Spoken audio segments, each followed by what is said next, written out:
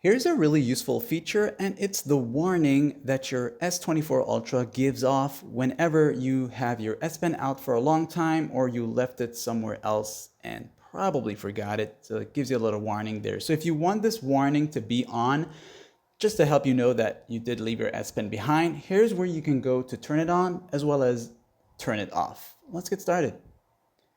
Whether you want to be warned or not, you can use the quick access here and go into the settings right there. And of course, you'll do it this way if it's your first time using the S Pen. And once you're in this section here, you'll use the search bar here and type in the words S Pen right there. Go ahead and just type it in with a space between the S and the P. You'll see the suggestion here. You'll see multiple S Pen suggestions here. And if you want to be quick about it, just go to where it says More S Pen Settings. Once you're here, this will take you exactly to where you need to go next. And you'll see More S Pen Settings.